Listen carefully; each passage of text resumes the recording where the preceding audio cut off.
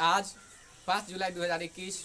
आज हम लोग बात करेंगे हिंदुस्तान के उस महान शख्स के बारे में जिनको गरीबों का, अमीरों का और ख़ास करके दलितों का भगवान कहा जाता है, जिन्हें पूरी दुनिया का सबसे लोकप्रिय नेता माना जाता है और जिन्होंने दो बार Guinness book of world records में अपना नाम दर्ज कराया है और हिंदुस्तान का नाम रोशन किया है, और जिन्हें देखने पहली बार दिल्ली के पार्लियामेंट के बाहर करोड़ों की संख्या में लोग आए थे और इतनी भीड़ इकट्ठा हो गई थी कि उसको कंट्रोल करना मुश्किल हो गया था।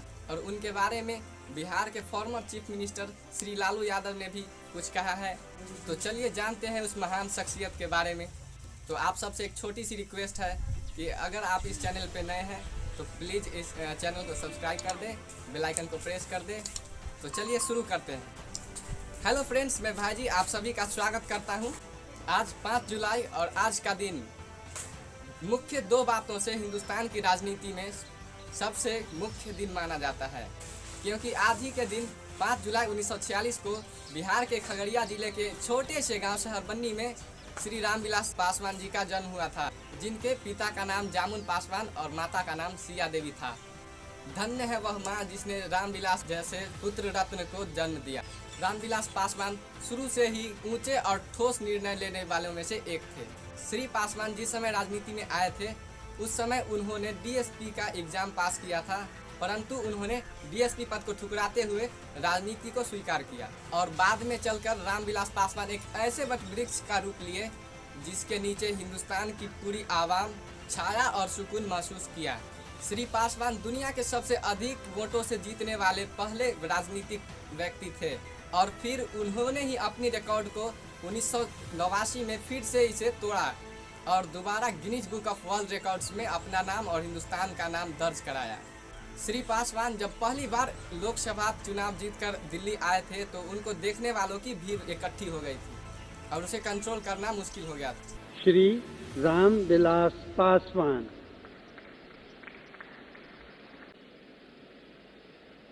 मैं रामविलास पासवान ईश्वर की शपथ लेता हूं कि मैं विधि द्वारा स्थापित भारत के संविधान के प्रति सच्ची श्रद्धा और निष्ठा रखूंगा।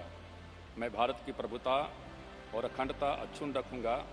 मैं संघ के मंत्री के रूप में अपने कर्तव्यों का श्रद्धापूर्वक और शुद्ध अंतःकरण से निर्वहन करूंगा तथा मैं भय या पक्षपात, अनुराग या द्वेष के बिना सभी प्रकार के लोगों के प्रति संविधान और विधि के अनुसार न्याय करूंगा।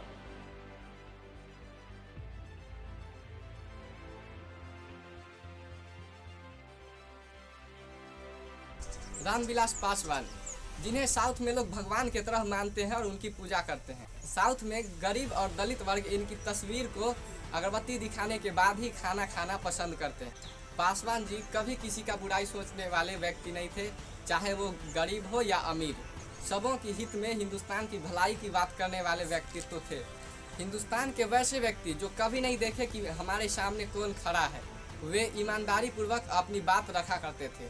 और आज ही के दिन 5 जुलाई 1997 को आरजेडी की स्थापना किया गया था और आरजेडी की सभी कार्यकर्ता आरजेडी का स्थापना दिवस पूरी धूमधाम से मना रहे हैं और श्री पासवान जी का जयंती भी पूरी धूमधाम से मनाया जा रहा है। बिहार के former chief minister Shri Lalu Yadav ने भी उनके बारे में कुछ कहा है, तो चलिए उन्हीं की मुँह बोली सुनते हैं कि उन्होंने क्या कहा है। रामविलास जी अच्छे मौसम वैज्ञानिक है।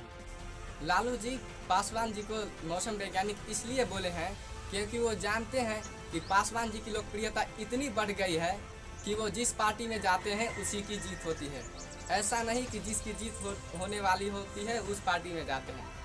वो जानते हैं कि श्री पासवान जिस पार्टी में जाते हैं या जो पार्टी श्री पासवान जी से आकर मिलती है उसी पार्टी की जीत होती है, इसीलिए उन्होंने मौसम वैज्ञानिक कहा। और अगर पासवान जी को लगता था कि उनकी पार्टी गलत कर रही है तो वो पार्टी का साथ छोड़ देते थे और उसका पूर्ण विरोध करते थे।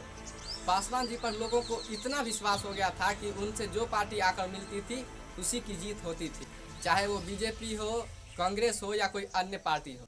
मंडल कमीशन लागू करवाकर उन्होंने ऐसा कार्य किया है कि जिसका लाभ दलित वर्गों को जन्म जन्मांतर तक मिलता रहेगा। जीवन के अंतिम पड़ाव में भी उन्होंने ऊंची जाति के लोगों के लिए 10% तक का आरक्षण देकर अपने दिल में बसे अच्छे विचार को उजागर किया है।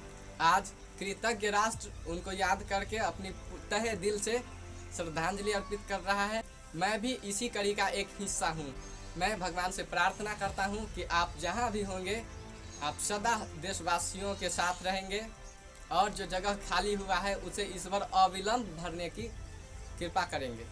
श्री रामविलास पासवान हिंदुस्तान के ऐसे शख्सियत हैं जो हर किसी के दिलों में राज करते थे, करते हैं और करते रहेंगे। Second Ambedkar of Hindustan Shri Ramvilas Paswan. धरती गूंजे आसमान, रामविलास पासवान, गूंजे धरती आसमान, रामविलास पासवान। सो अपना प्रीशियस टाइम देने के लिए थैंक यू। तो पासवान जी के नाम पे एक लाइक तो बनता है यार, लाइक कर दो। और चैनल पे नए हो तो चैनल को सब्सक्राइब कर दो, बेल आइकन को प्रेस कर दो और अपने सभी दोस्तों में, फैमिली में इसे शेयर करो।